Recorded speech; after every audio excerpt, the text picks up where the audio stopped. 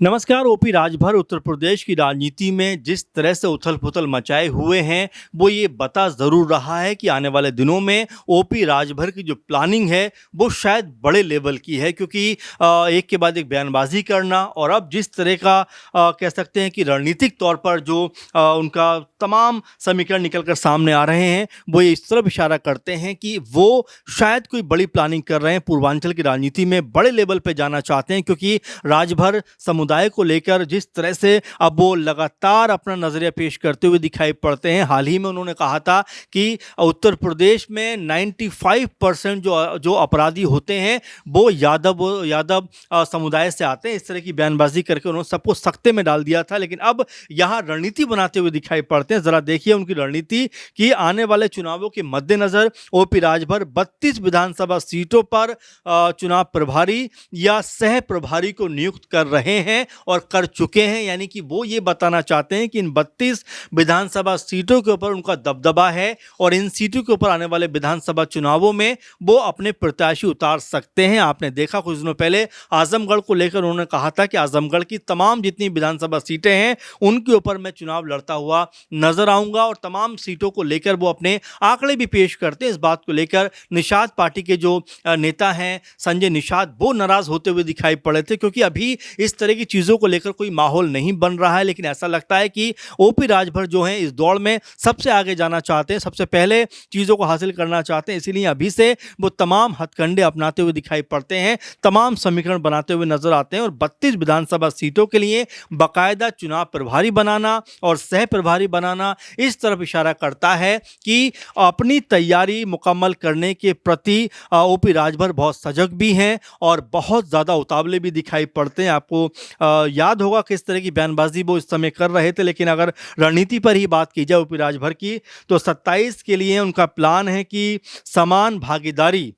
वंचित समाज के अधिकारों की लड़ाई, इस तरह की बातों को वो करते हुए दिखाई पड़ते हैं। और इसके अलावा अरविंद राजभर जो उनके बेटे हैं, राष्ट्रीय प्रमुख महासचिव हैं, वो भी इस तरह की मीटिंग में अब लगातार एक्टिव दिखाई पड़ते हैं और अपनी पार्टी को मजबूत करने की बात कहते हैं, प्रत्याशियों को मजबूत करने की बात करते हैं और ये कहते हुए दिखाई पड़ते हैं कि आने वाले 2027 के चुनाव में सुबह सपा जो है मजबूती के साथ चुनाव लड़ती हुई दिखाई पड़ेगी और इसीलिए वो तमाम तरह की रणनीति बनाते हुए दिखाई पड़ते हैं। अब आपको बता दें कि आखिर वो जिले कौन-कौन से हैं जहां पर ओपी राजभर अभी से अपनी रणनीति बनाने में जुट गए हैं और ये जिले हैं, इसमें गाजीपुर जिले का हम जिक्र कर सकते हैं, जौनपुर की बात कर सकते हैं, वाराणसी है, चंदौली है, भदोही है, मऊ, आजमगढ़, बलिया, अंबेडकर नगर, सुल्तानपुर, सिद्धार्थनगर, बस्ती, महाराजगंज, कुशीनगर, देवरिया, हरदोई, बाराबंकी, सीतापुर और मुरादाबाद। यानी कि पूर्वांचल से लेकर पश्चिम तक अपना प्रभाव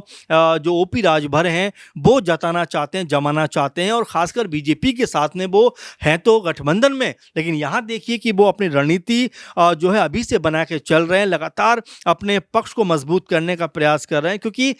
ओपी राजभर एक ऐसे नेता हैं जो अपनी बयानबाजी से कई तरह के जो विवाद हैं वो खड़े करते हुए दिखाई पड़ते हैं। आपने देखा कुछ दिनों पहले जो सपा की महिला महासभा की अध्यक्ष हैं सीमा राजभर, उनको लेकर उन्होंने किन्नर जैसे शब्दों का इस्तेमाल किया था। इसके अलावा अगर हम देखें तो अखिलेश यादव के लिए लगातार वो जो है अपशब्द इस्तेमाल करते हुए नजर आते हैं, कभी उनको कुछ कहते हैं, कभी उनको कुछ और कह देते हैं और अब अगर देखें तो उनको कहते हैं कि ट्विटर एसी पीसी वाले कब्बाल भैया लंदन जाने की तैयारी में हैं। ये अखिलेश यादव के लिए उनके शब्द हैं, ये अखिलेश यादव के लिए उनके बयान हैं और वो ये भी कहते हैं कि देखिए मई महीने में तो एसी में बैठकर उन्होंने बाकायदा प्रेस कॉन्फ्रेंस कर ली, लेकिन भाई अब जून आ गया है और टेम्परेचर 45-46 डिग्री है, तो ऐसे में अखिलेश भैया लंदन जाना चाहते हैं, वहाँ जाकर पता नहीं कौन सी मज़ार है, वहाँ जाकर माथा टेकेंगे। इस तरह के तमाम शब्दों का इस्तेमाल कह सकते हैं ओपी राजभर करते हुए दिखाई पड़ते हैं। अब समझा जा सकता है कि ओपी राजभर उन नेताओं में से हैं जो अपनी रणनीति जो है वो समय के अनुसार या समय से पहले ही बनाते हुए दिखाई पड़ते हैं। हालांकि अभी बीजेपी की तरफ से उनको कितनी सीटें दी जाएंगी इसको लेकर कोई स्पष्ट आंकड़ा नहीं है, लेकिन अपनी जल्दबाजी में वो इतना है कि अभी से 32 विधानसभा सीटों के ऊपर न सिर्फ अपना हक जताते हैं बल्कि इन सीटों पर वो अपने प्रभारी और सह प्रभारी नियुक्त करते हुए दिखाई देते हैं ताकि अपने बारे में, अपनी चीज़ों के बारे में जनता तक तमाम बातों को पहुंचा सकें, लोगों तक जो है अपना मैसेज पहुंचा सकें कि भाई अब हम जो है कम सीटों पर नहीं बल्कि ज़्यादा सीटों पर चुनाव लड़ेंगे। आपको याद होगा कि जब अखिलेश यादव के साथ में 2022 में वो थे, उस समय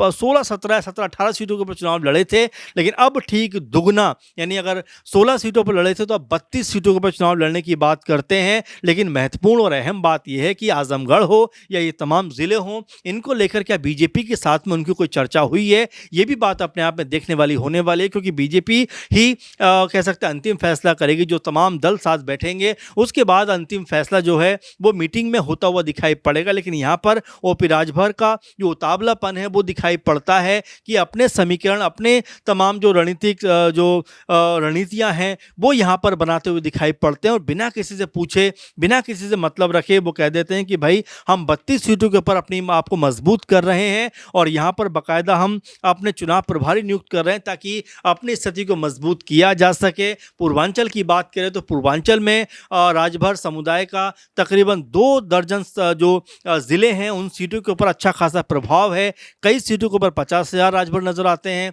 कई सीटों के ऊपर लाख के आसपास जो है राजभर समुदाय से लोग नज़र आते हैं। तो इस तरह से अच्छा खासा आंकड़ा दिखाई पड़ता है। अब यहाँ में अहम बात ये हो जाती है कि जो राजभर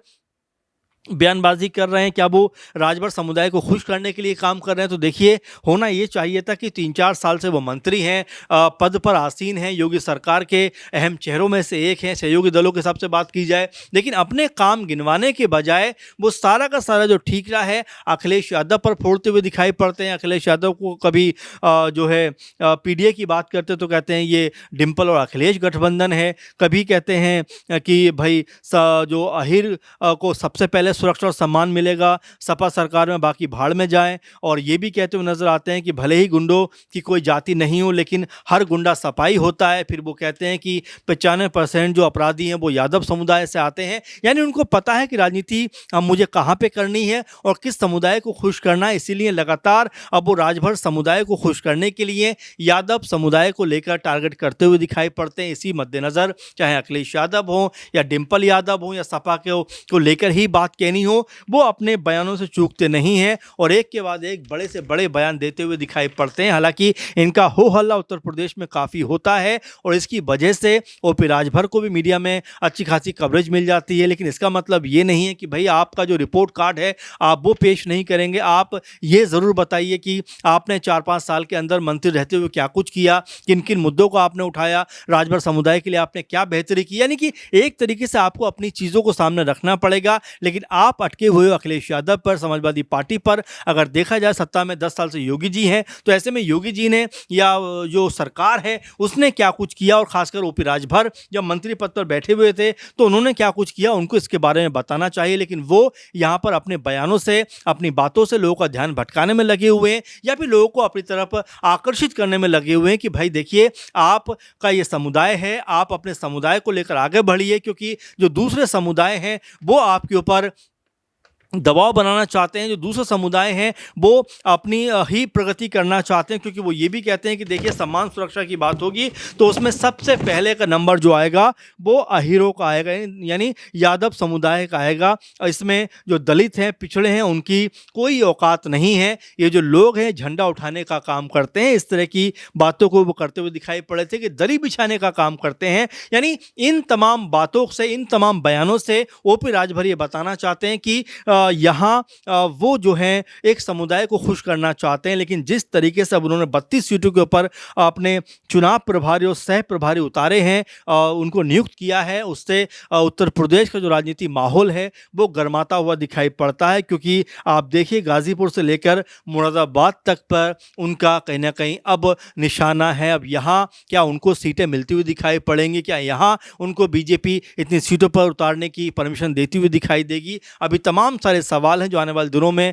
सुलझते हुए या कह सकते हैं उलझते हुए भी दिखाई पड़ सकते हैं। लेकिन फिलहाल ओपी राजभर अपनी चाल में मस्त हैं और अपने बयानों के जरिए उत्तर प्रदेश की राजनीति में एक अलग तरह का माहौल बनाए हुए हैं। अब ओपी राजभर की इस तरह की बयानबाजी को आप कैसे देखते हैं? क्या ओपी राजभर वाकई में 32 सीटों के ऊपर चुनाव लड़ सकते हैं या सिर्फ अभी से अपना माहौल बनाने का प्रयास कर रहे हैं? कमेंट करके आप ज़रूर बताइए। फिलहाल के प्रोग्राम में इतना ही। आप लगातार बने रहें। नमस्कार।